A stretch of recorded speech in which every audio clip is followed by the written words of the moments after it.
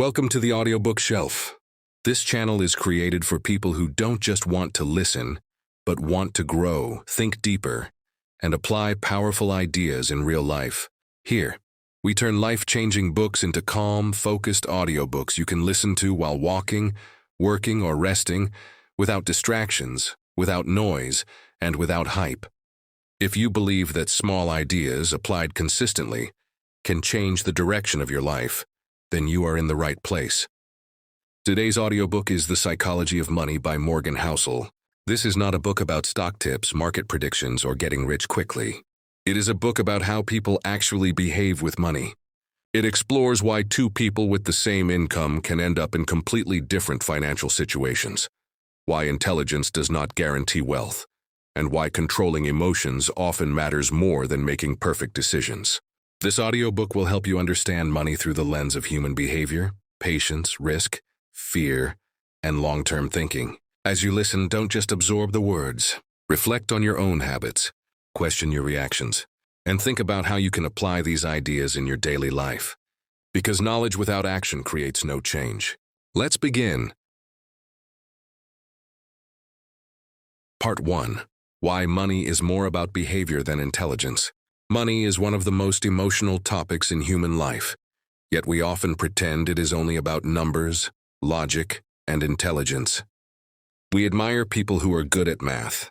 We respect investors who can analyze balance sheets. We praise those who seem to predict markets. But when it comes to real-life money decisions, intelligence alone explains very little. Some brilliant people make terrible financial choices. Some average people quietly build extraordinary wealth. This is not because one group understands spreadsheets better. It is because money is not a math problem. It is a behavior problem. How you behave when things go wrong matters more than how smart you are when things go right.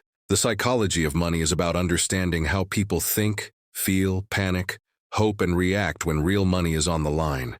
Because money decisions are rarely made in calm classrooms. They are made during stress, uncertainty, temptation, fear, and excitement. A market crash does not ask how high your IQ is. It asks how well you can control your emotions. Consider two people. One is a financial genius. Top grades, perfect logic, deep understanding of markets. The other is ordinary.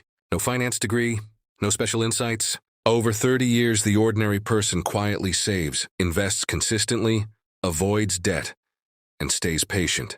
The genius takes big risks, chases returns, overreacts to headlines, and panics during downturns. At the end of 30 years, the ordinary person is wealthy. The genius is not. This outcome surprises people, but it should not. Because compounding rewards patience, not brilliance, and survival matters more than intelligence. Most financial mistakes do not come from lack of knowledge. They come from greed during good times, fear during bad times, and ego all the time.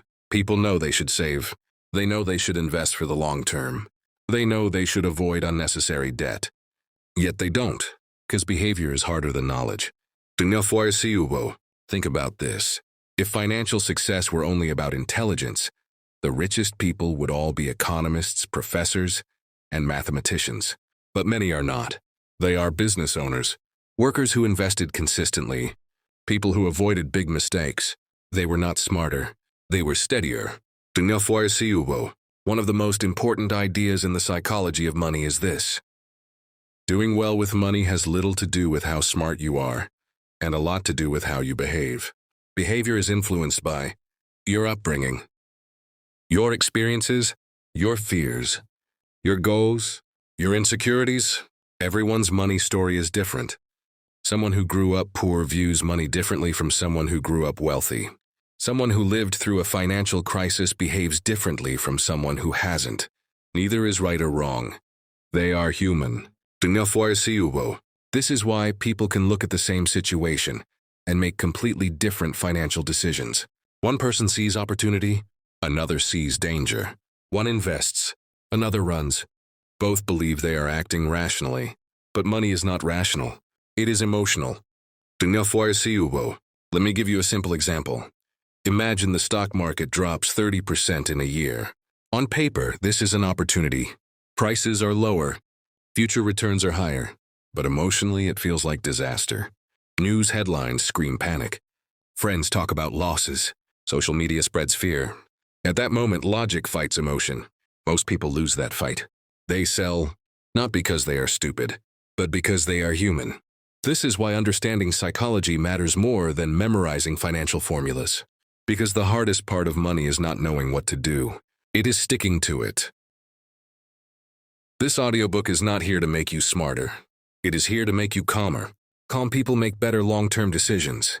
Calm people survive downturns. Calm people let compounding work. Calm people avoid catastrophic mistakes. At the Audiobook Shelf, we believe listening alone is not enough. Knowledge that is not applied changes nothing. As you listen, pause mentally and ask yourself, how do I behave with money when I am afraid? How do I behave when I am excited? How do I behave when everyone else is doing something different? These answers matter more than any stock tip. Another powerful idea in the psychology of money is humility.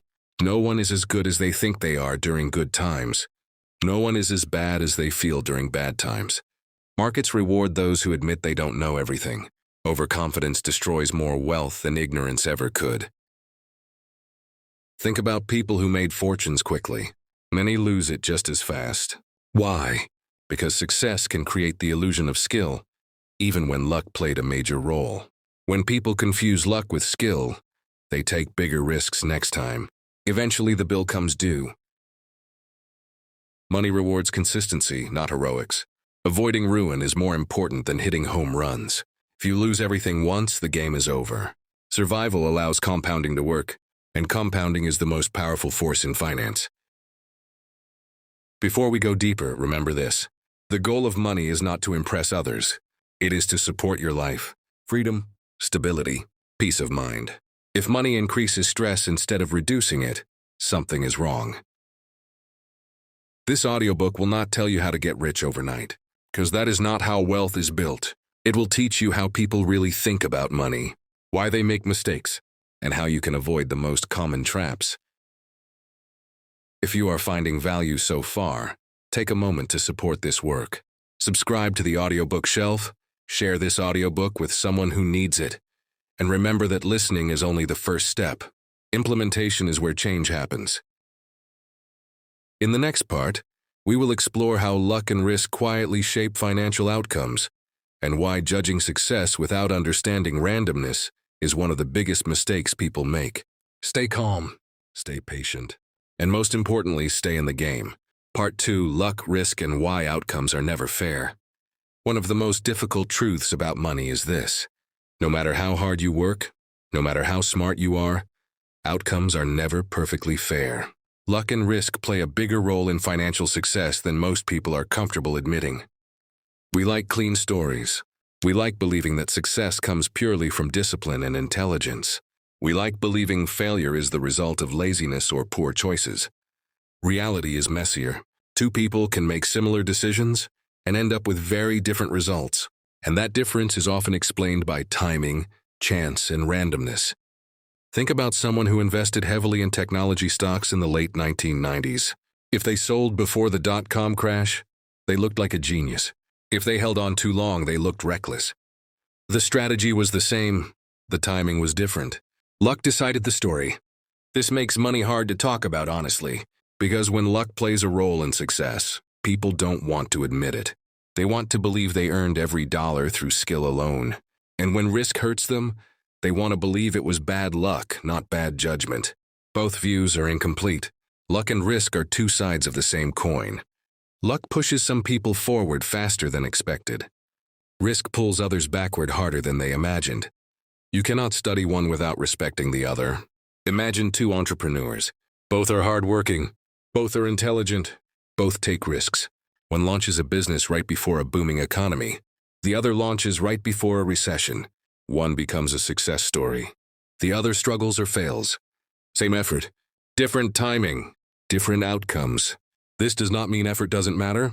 It means effort alone does not guarantee results. Understanding this keeps you humble during success and compassionate during failure. One of the most dangerous habits in money is judging people solely by outcomes. We see someone wealthy and assume they made perfect decisions. We see someone struggling and assume they made mistakes. Often we are wrong. Outcomes hide the role of luck. This matters because when you mistake luck for skill, you take bigger risks next time. And when you mistake bad luck for incompetence, you lose confidence unnecessarily. Both can be financially destructive. History is full of people who took extreme risks and were rewarded once. Their success stories were celebrated. Their strategies were copied.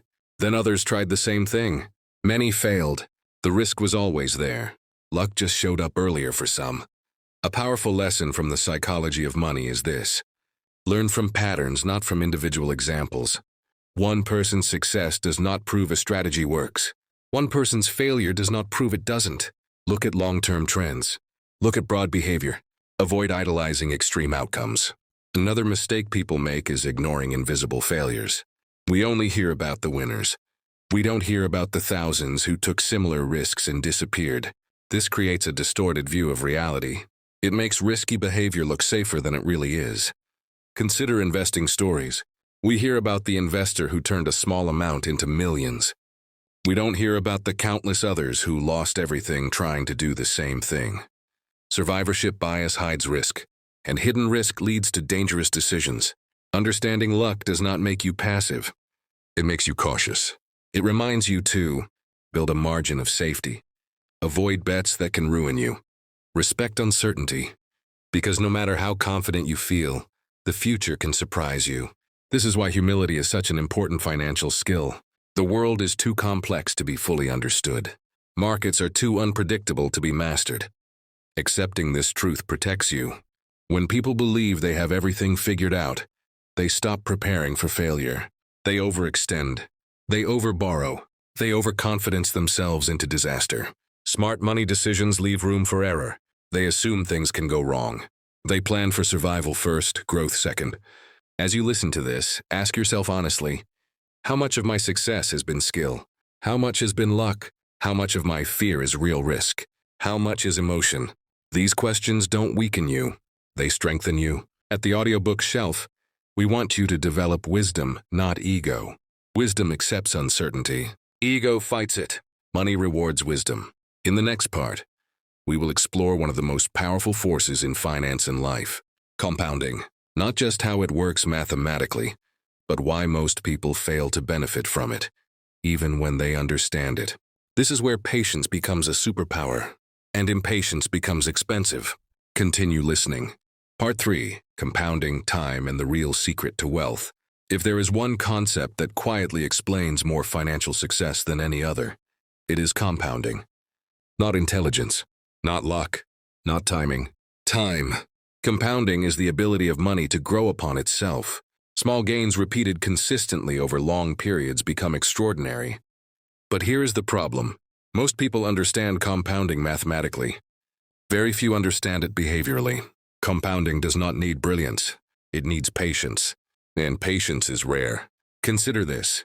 If you invest a modest amount consistently and earn average returns, nothing impressive happens at first. In the early years, progress feels slow. It feels boring. It feels insignificant. It feels like nothing is working. This is where most people quit. They assume something is wrong, but nothing is wrong. This is exactly how compounding works. Compounding is not linear. Growth accelerates over time. The biggest gains come at the end, not the beginning, which means you have to stay invested long enough to experience them. Let me explain this with a simple real-life idea. Imagine planting a tree. For years, it looks like nothing is happening. No fruit, no shade, no visible reward. Then one day, it is large enough to provide both. People admire the tree. They forget how long it took to grow. Money works the same way. The most powerful years of growth often happen decades after you start. Not months, not years, decades. This is why time in the market matters more than timing the market. Trying to perfectly time entry and exit points often destroys compounding, because missing even a few critical periods can drastically reduce long-term results. Many people make this mistake. They invest when things feel safe. They pull out when things feel scary. But compounding needs consistency. It does not care about headlines. It does not respond well to fear. Another important idea is this. The greatest investor of all time is not the smartest. It is the one who stays invested the longest. Think about someone who invests moderately for 40 years. They may never make dramatic moves. They may never chase trends, but time magnifies their discipline. Now compare that to someone who is constantly changing strategies, chasing hot investments, reacting to news, trying to be clever. Their returns may look exciting at times, but inconsistency breaks compounding. Compounding only works when you allow it to work, and allowing it to work requires emotional control. This is where psychology becomes critical, because the biggest enemy of compounding is not poor returns. It is interruption. Fear causes interruption. Greed causes interruption. Impatience causes interruption. Market downturns are especially dangerous to compounding, not because prices fall, but because people panic. They sell, they lock in losses, they break the cycle. Here is a truth that is uncomfortable but powerful. If you cannot emotionally handle volatility, you cannot benefit from compounding. Volatility is the price of admission. It is not a sign that something is broken. It is the cost of long-term growth. People who succeed financially learn to accept discomfort. They accept uncertainty. They accept temporary losses. They accept boredom because they understand what is on the other side. Another reason compounding fails for most people is comparison. People compare their slow progress to someone else's fast success. They forget they are seeing only the highlight. They forget timelines are different. They forget luck exists. Comparison creates impatience. Impatience kills compounding. Let me say this clearly. Getting wealthy is rarely about making big decisions. It is about avoiding bad ones, staying invested, avoiding panic, avoiding unnecessary risks. These simple behaviors outperform complexity. At the Audiobook Shelf, we encourage you to focus on longevity, not excitement. Money should work quietly in the background of your life. If it constantly demands your attention, something is wrong. As you listen, reflect on this. Are your financial decisions designed for quick wins or long survival? Are you chasing excitement or building stability? Compounding does not reward intensity, it rewards endurance. In the next part, we will explore one of the most important distinctions in personal finance, the difference between getting rich and staying rich. Many people achieve the first. Very few manage the second. Part 4. Getting rich and staying rich are two very different skills. Many people believe that getting rich and staying rich require the same abilities. They do not. In reality, they are two completely different skills, guided by very different behaviors, emotions, and mindsets. Getting rich often involves taking risks. It may involve bold moves, leverage, concentration, and optimism. Staying rich, however, is about survival. It is about avoiding mistakes that can permanently remove you from the game. This distinction is critical because history is filled with people who were excellent at getting rich and terrible at staying rich. We celebrate stories of rapid success. We admire bold entrepreneurs, aggressive investors, and people who took big chances and won. But we rarely study what happens next. We rarely ask how many of those people managed to keep what they built over decades. The uncomfortable truth is that staying rich requires humility, caution, and restraint, traits that are far less glamorous than boldness and confidence. Getting rich is about upside. Staying rich is about avoiding downside, and downside is far more dangerous than most people realize. One catastrophic mistake can erase decades of progress. One bad decision made at the wrong time can undo a lifetime of discipline. This is why survival matters more than returns. If you survive, you can recover. If you are wiped out, you are finished. This is why people who last tend to be conservative in ways that are invisible. They avoid debt that can trap them. They avoid risks that have unlimited downside. They accept lower returns in exchange for durability. This behavior may look boring from the outside, but boredom is often the sign of sustainability. Consider leverage. Leverage can accelerate wealth creation quickly. It can magnify gains and make ordinary opportunities extraordinary. But leverage is fragile. It leaves no room for error. When things go wrong, leverage does not ask for patience. It demands immediate payment. Many fortunes have been destroyed not because people were wrong in the long term, but because they were forced out in the short term. Staying rich requires the ability to endure volatility without being forced to act. This is why margin of safety is one of the most important ideas in finance and life. A margin of safety gives you room to breathe. It allows you to make mistakes without permanent consequences. It gives time the chance to work in your favor. Time is the most powerful ally you can have, but it only helps those who survive long enough to benefit from it. Another critical difference between getting rich and staying rich is how people view risk. People who are trying to get rich often focus on what they can gain. People who want to stay rich focus on what they can lose. This shift in perspective changes everything. Instead of asking how much can I make, they ask, what could permanently harm me? They design their lives and finances around resilience rather than optimization. Optimization seeks maximum efficiency. Resilience seeks durability. The world rewards resilience more often than it rewards perfection. A resilient financial plan can survive bad years, bad luck, and bad decisions. An optimized plan often cannot. This is why simplicity often outperforms complexity over long periods. Simple strategies are easier to stick with. They are easier to understand during stress. They are less likely to collapse under pressure. Complex systems tend to fail in complex ways. Another mistake people make is believing that past success guarantees future success. Staying rich requires constantly recognizing that the world changes. Strategies that worked before may stop working. Risks that were manageable may grow larger. This does not mean constantly changing direction. It means constantly respecting uncertainty. Confidence should be paired with humility. The moment someone believes they are immune to failure is usually the moment risk quietly increases. History is full of people who believed they had figured everything out. They mistook a favorable environment for permanent skill. When conditions changed, they were unprepared. Staying rich means never assuming that tomorrow will look like today. It also means controlling lifestyle inflation.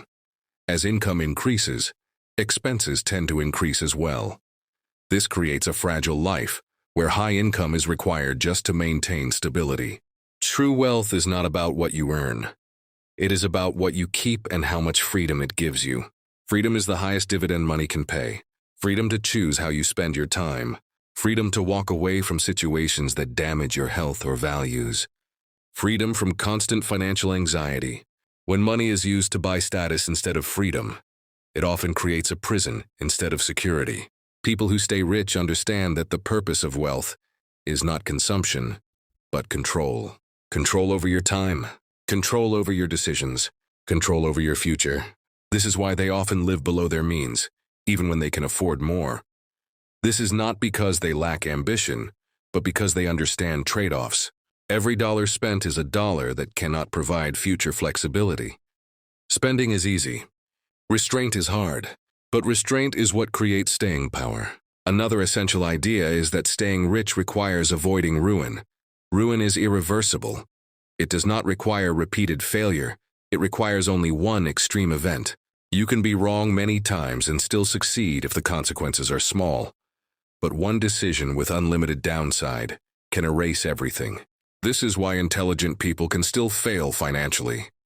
Intelligence does not protect against ruin. Behavior does. Avoiding ruin means saying no to opportunities that look attractive but carry unacceptable risk.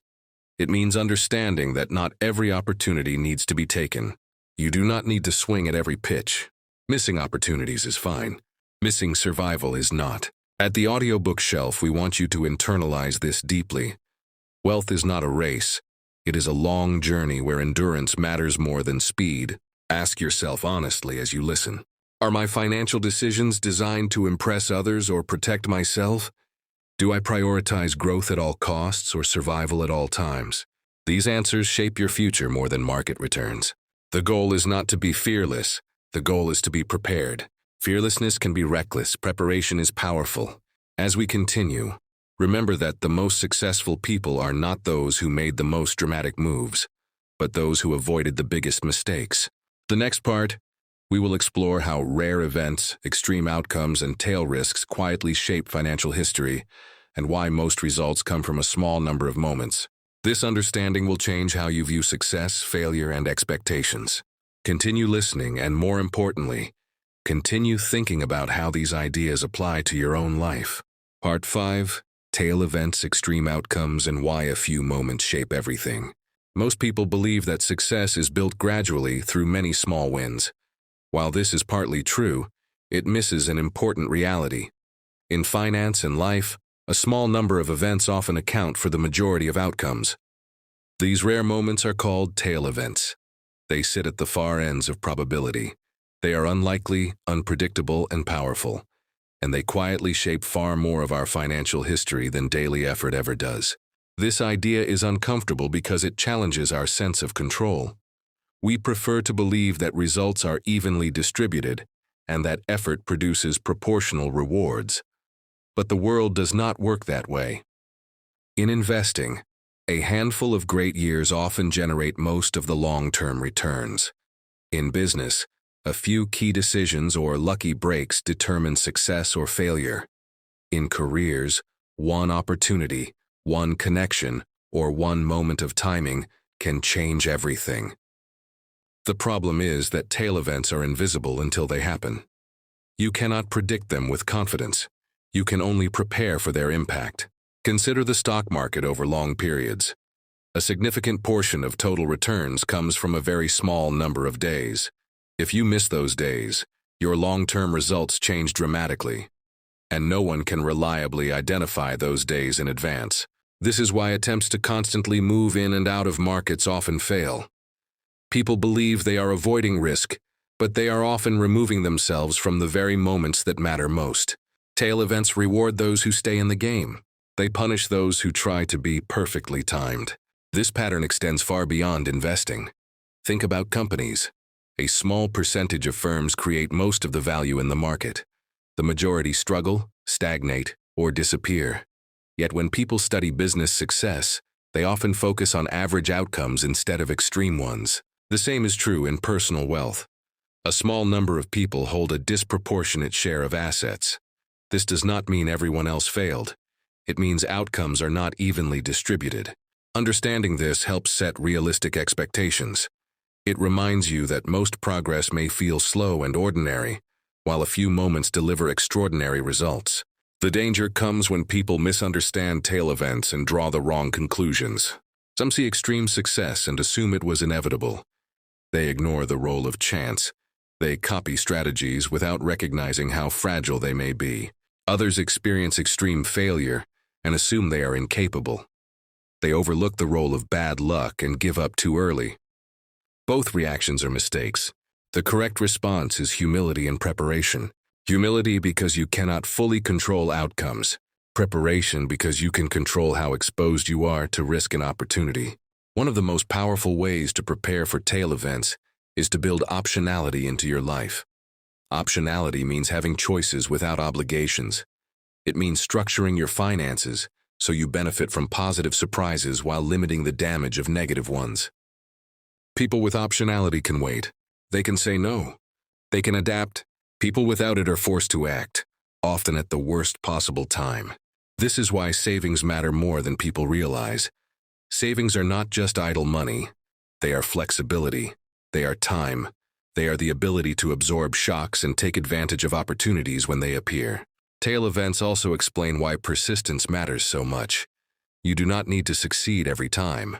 You need to avoid being eliminated before the rare big opportunity arrives. This applies to investing, careers, and creative work. Many successful people failed repeatedly before one breakthrough changed everything. That breakthrough was a tail event. It could not have been predicted. It could only be experienced by those who stayed in the game long enough. Failure is not fatal unless it removes you permanently. This is another reason why avoiding ruin is more important than maximizing gains. You want to remain exposed to positive tail events while protecting yourself from negative ones. People often underestimate how damaging negative tail events can be. Severe losses do more than reduce wealth. They change behavior. They create fear, trauma, and risk aversion that can last for years. Recovering financially is hard. Recovering psychologically can be even harder. This is why conservative behavior during good times is so important. It is not pessimism. It is preparation.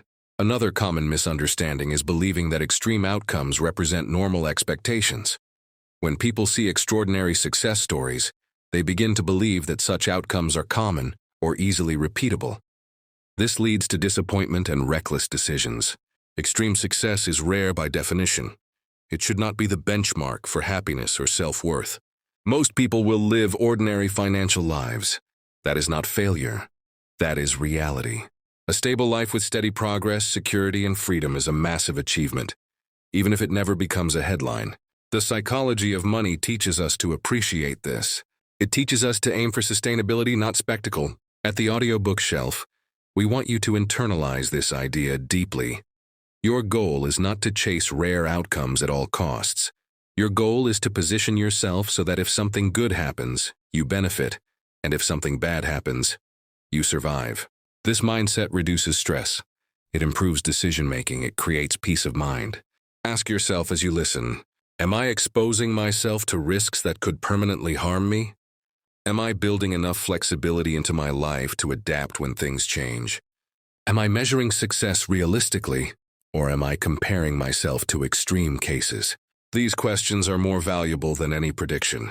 In the next part, we will explore a powerful and often misunderstood concept: the idea that being reasonable with money is often more effective than being perfectly rational. This distinction explains many everyday financial decisions and why simple, imperfect strategies often outperform complex, optimal ones. Continue listening and keep reflecting on how these ideas apply to your own life. Part 6: Reasonable beats rational and why simplicity wins. In theory, financial decisions should be rational. They should be based on data, probabilities, and expected outcomes. In real life, however, people are not spreadsheets. They are emotional, imperfect, and influenced by fear, hope, and personal experience. This is why being reasonable with money often works better than being perfectly rational. A rational decision is one that looks optimal on paper. A reasonable decision is one you can actually stick with during stress, uncertainty, and discomfort. The difference matters more than most people realize. Perfectly rational strategy that you abandon during a downturn is far worse than a reasonable strategy you follow consistently for decades. Money rewards consistency, not theoretical perfection. Consider investing strategies. There are countless models that aim to maximize returns by adjusting exposure, timing markets, or reallocating assets frequently. Many of these models are mathematically sound, but they assume something unrealistic. They assume the investor will behave perfectly at all times. Real people do not behave that way. They panic. They hesitate. They second-guess. A simpler approach that feels comfortable may generate slightly lower returns on paper, but far better results in reality because it is actually followed. This is why simplicity is a powerful advantage. Simple plans are easier to understand. Easier plans are easier to maintain. Plans that are maintained are the ones that work. Complexity increases the chance of mistakes. Another reason reasonable beats rational is that money decisions are not made in isolation. They are made in the context of real lives. Jobs change, families grow, health fluctuates, emotions shift. A strategy that requires constant attention and emotional discipline may fail simply because life gets in the way. Reasonable strategies adapt better to real life. They allow for flexibility. They tolerate imperfection. They leave room for error. This does not mean ignoring logic. It means respecting human behavior. One of the most common financial mistakes is optimizing for maximum returns instead of maximum happiness. People stretch themselves financially to achieve higher returns or greater status. They take on stress, debt, and pressure, assuming it will all be worth it in the end. Often it is not. Money is a tool to support life, not dominate it. A reasonable approach asks a different question. Not how much can I make, but how much is enough. Enough to feel secure. Enough to feel free. Enough to sleep well at night. This concept of enough is deeply personal. It cannot be calculated by a formula. It depends on values, goals, and temperament. Ignoring this leads to endless dissatisfaction. No matter how much you gain, it never feels sufficient. Reasonable decisions prioritize peace of mind over marginal gains. Another area where reasonable beats rational is risk tolerance. On paper, higher risk may be justified by higher expected returns. In practice, risk tolerance is emotional. If risk causes constant anxiety, it is not sustainable. People often overestimate their ability to tolerate losses. They imagine themselves staying calm during downturns, only to discover their true limits when losses become real. A reasonable strategy respects those limits. It accepts lower returns in exchange for emotional stability. This is not weakness, it is self-awareness. Self-awareness is one of the most underrated financial skills. Understanding your own behavior allows you to design a plan that works for you, not one that looks impressive to others. This principle extends beyond investing into everyday money decisions. Debt is a good example. In theory, certain types of debt can be rational if they generate higher returns than their cost. In reality, debt introduces fragility. It reduces flexibility. It increases stress. It magnifies mistakes. A reasonable person may choose to avoid debt, even if it appears rational to use it. They value stability more than optimization. The same applies to saving.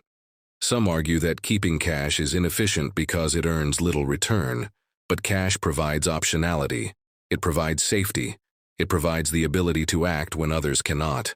Reasonable people understand that not every decision must be optimized for return. Some decisions are optimized for sleep, health, and relationships. These things matter. At the Audiobook Shelf, we encourage you to define success on your own terms, not based on what looks smartest in theory, but on what works best in your real life. Ask yourself as you listen, which financial decisions cause me stress? Which ones help me feel secure? Which habits are sustainable for me long-term? These answers are more valuable than any financial model. Reasonable strategies also help people avoid regret. Regret often comes from decisions that felt uncomfortable from the beginning, but were justified by logic alone.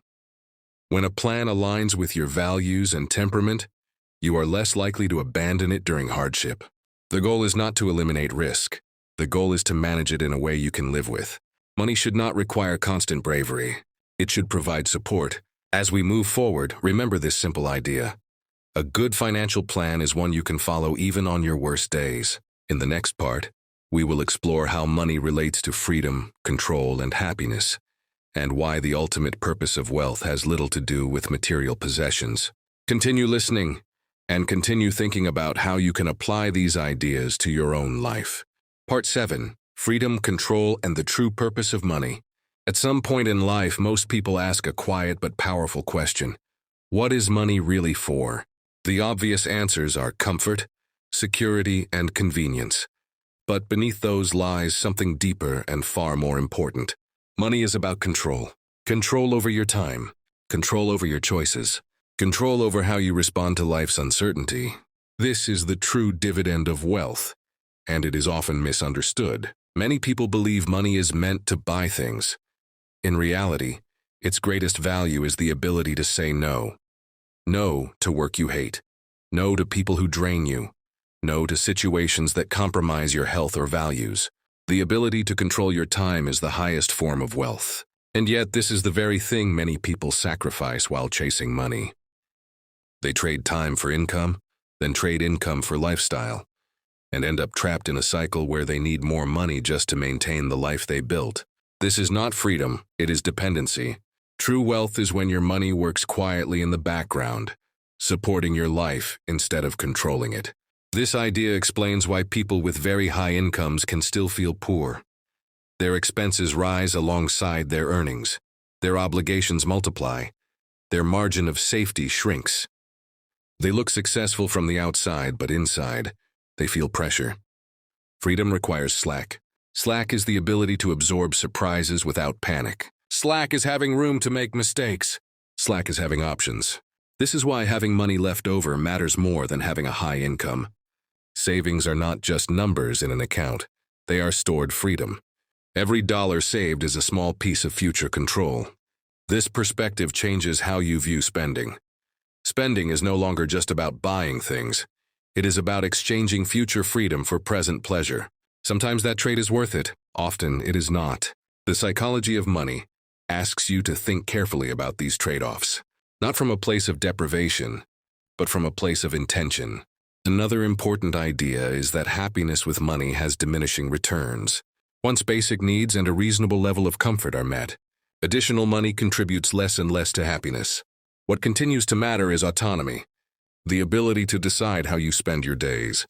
This is why people often dream of retirement, not because they want to stop working, but because they want control. They want to work on their terms, at their pace, in alignment with their values. Money is a tool to create that alignment. But this only works if money is managed wisely. Chasing status often works against freedom. Status demands constant upkeep. It requires comparison. It requires validation from others. Freedom does not care about appearances. A person driving an old car with no debt and strong savings may be far wealthier than someone driving a luxury car financed by stress and obligation. Wealth is what you do not see. It is the quiet confidence that comes from knowing you can handle uncertainty. It is the calm that comes from not needing to impress anyone. Control also applies to how you respond emotionally to money. When finances are fragile, every setback feels like a crisis. When finances are resilient, challenges become manageable. This emotional stability improves decision-making. People with control make fewer impulsive choices. They are less reactive.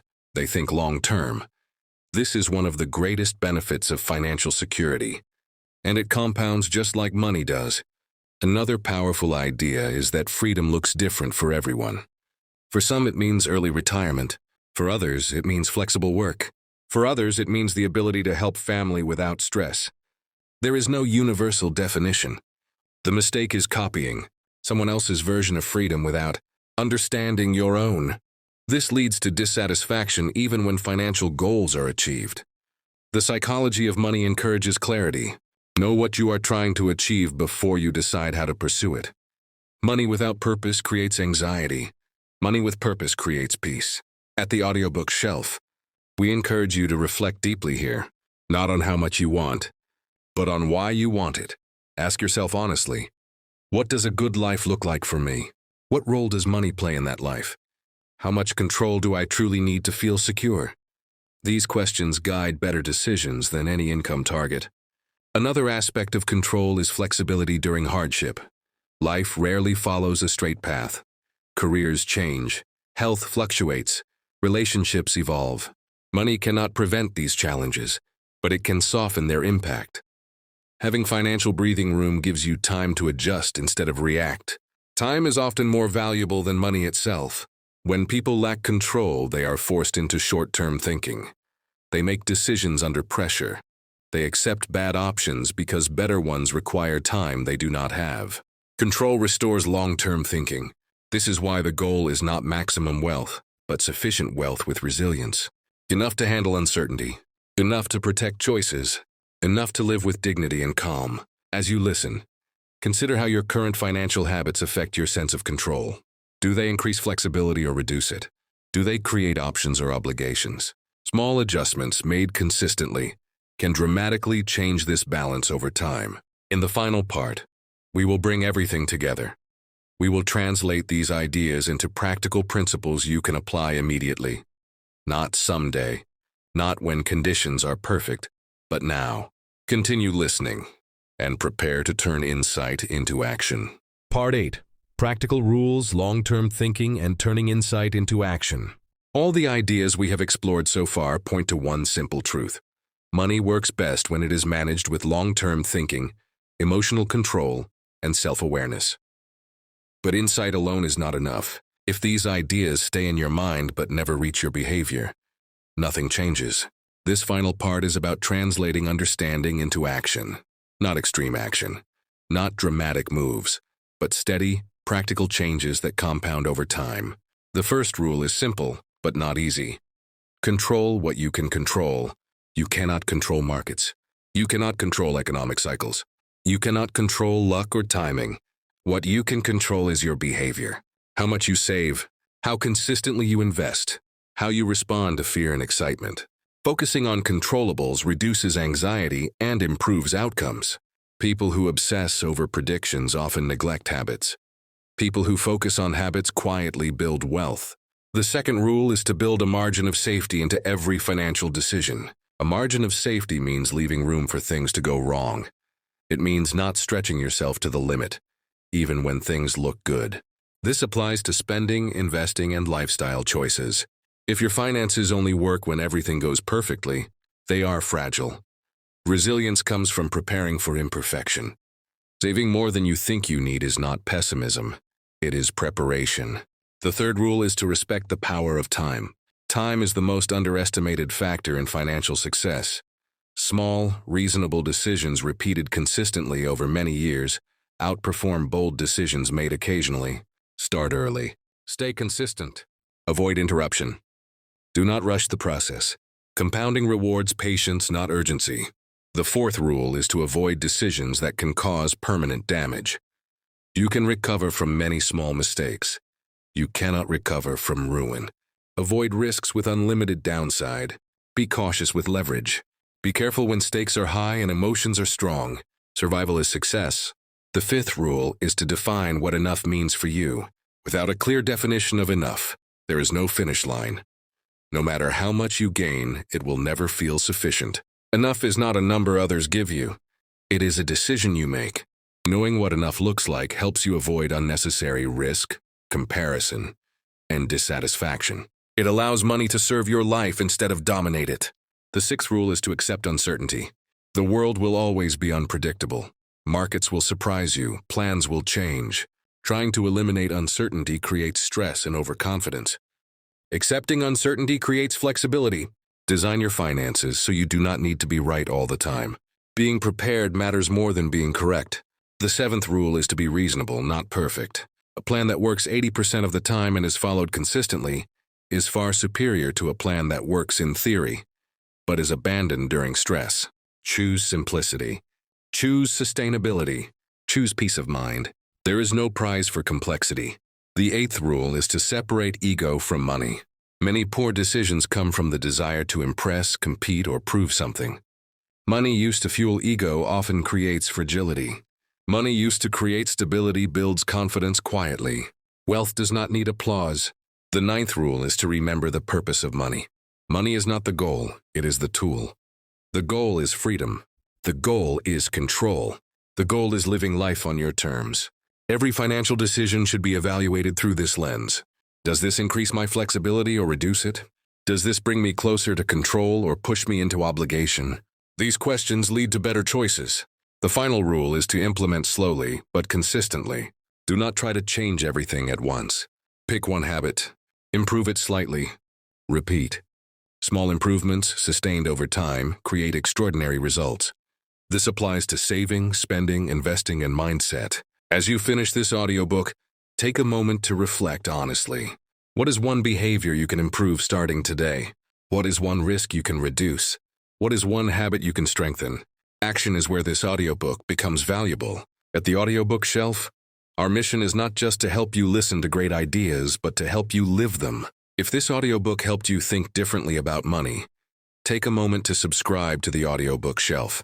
Share it with someone who could benefit, and return whenever you need clarity and calm in a noisy world. Remember, listening is the first step. Implementation is the transformation. Stay patient. Stay humble. Stay in the game. This concludes the Psychology of Money audiobook. Thank you for listening.